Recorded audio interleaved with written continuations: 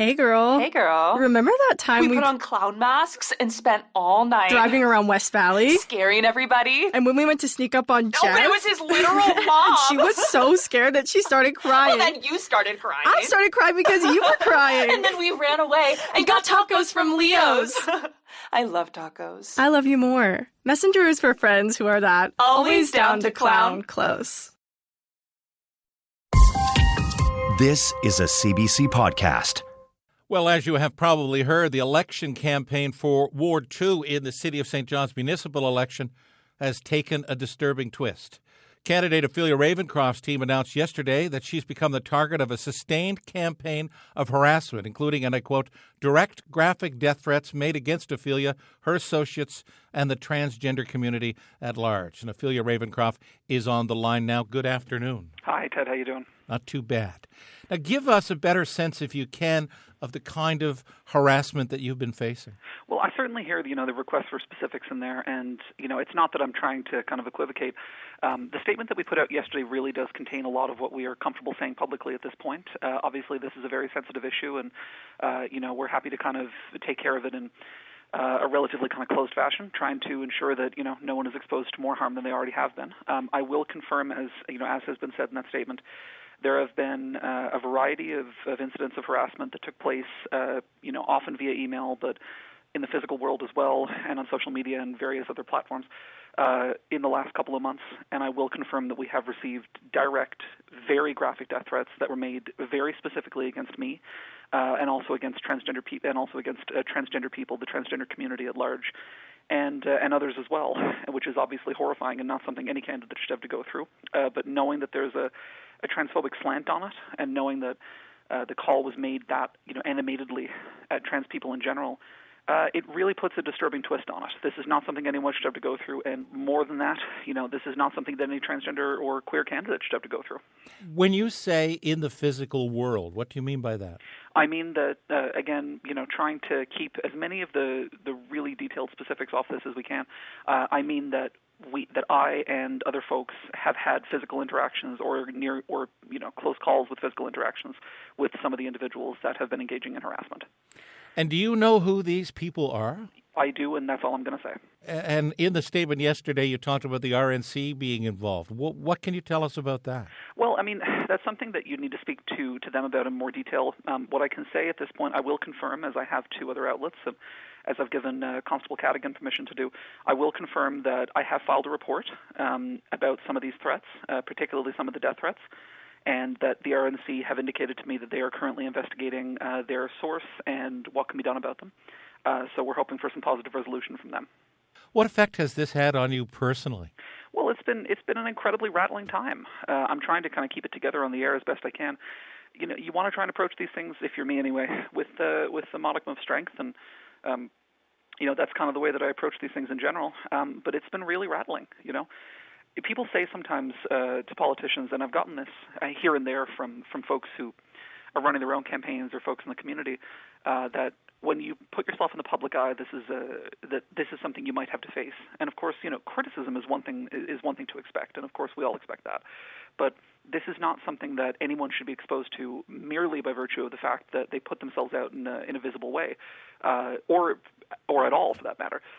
This is wildly unacceptable. So it's made me pretty emotional, but it hasn't stripped away my resolve, shall we say. The campaign is still going ahead. I'm still committed to the people of the ward. I'm still committed to making this happen for them and for myself, and for the community that I live in. And it's frustrating, but it's been sad, and it's had some rough personal effects on me. But there are things that I'm prepared to push through because I believe in what I'm doing.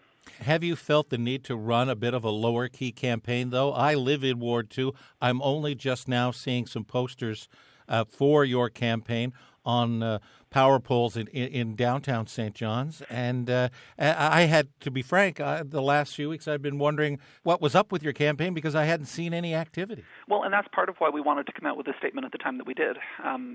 This was something that I think as my campaign manager, Shay, said in her interview this morning, I've been trying to deal with this one in a private way for a long time because it's not something that I wanted my volunteers exposed to, my team exposed to, my friends, my community members. I didn't want anybody else to be exposed to the fact that this was happening because that's harm that I didn't think needed to be brought anywhere outside of myself. I internalize these things pretty heavily, and that's definitely something that I think moderated my actions for the first couple months. But at a certain point here, we kind of had to make a decision about where we were going to go with this. So, yeah, it has changed the structure of the campaign a little. The folks in the ward and anybody who read the statement is aware that, as of this point, we haven't fielded any door-to-door canvassers, which is stemming from that because there are very real safety concerns coming around what would happen if you put me out on the street, even with a security person. We were definitely slower in getting signs up for the same reason, to avoid incitement. And it's rough to think that these are choices that we have to make because, for anyone who's been following my career in this, I've been campaigning for this essentially since last August. And, I ran in the by-election last year, and then the day after that by-election, I announced that I was running again in 2021.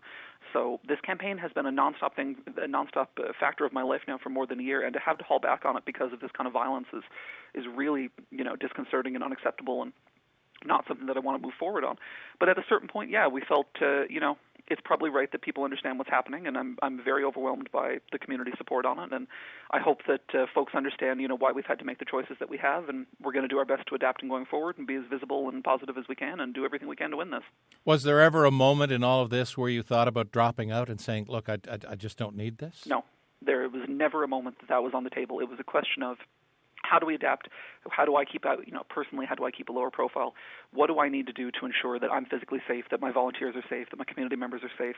How can I mitigate this in a way that, is the most appropriate? And I made various decisions about that over time, but there was never a moment that I seriously considered dropping out. Like I said, I've been committed to this for a long time. I'm committed to the people of the ward and to the change that I want to see take place at City Hall, and, I still feel that that's something I can bring to the table. So, as disconcerting and upsetting as it's been, it's something that I made a decision with myself early on that it's something I would confront, and I wouldn't let it make me bow out. The folks doing this are not going to win.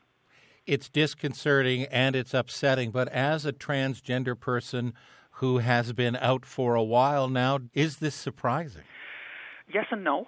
I tell people frequently that, unfortunately, harassment of trans people, we're aware that, that queerphobic and transphobic harassment is sadly a reality in this country, in this province, in this city. This is a reality of our society, and it's something that we've all confronted, somewhere along the line. The question is extent and intensity and, the gravity of some of the charges and claims and so on. I think the thing that made it surprising for me is that for the most part, as much as there has been some periodic opposition, and as much as, every now and then you might hear somebody say something kind of messed up on Twitter, for example, about me as a trans woman or, tossing around my dead name or something like that. I think the reality is that this is something that I was kind of, I don't know, I was almost used to this not happening. The extent and the gravity of this one, the fact that, there were such graphic death threats made, the fact that the harassment has been so intense and so sustained, and so highly focused, and the fact that, that it was brought back to the trans community at large more than once is something that is obviously very disconcerting. Unfortunately, harassment and abuse are things that trans people face every day because transphobia and queerphobia are realities in our society, and that's something that we really need to ensure that we fix. We have to call the stuff out when we see it, actually challenge it, and create a safe society for trans, non-binary, and queer people. And that's, part of why I'm running is to lead by example and hopefully kind of help pave the way and help other trans and non-binary people feel comfortable throwing their hat in the ring. I don't want anybody who hears this to think that this is what they're going to face if they go into it. May this be the last time that a trans candidate or a non-binary candidate or a queer candidate in this province hears anything like that. I wish I could say that I'm more shocked than I am. I'm not, but it's definitely still disconcerting, and I'm hoping this is the last time that we hear about an incident like this. On that note, we'll leave it for today. I want to thank you for your time. Thank you very much, Ted. For more CBC podcasts, go to cbc.ca/podcasts.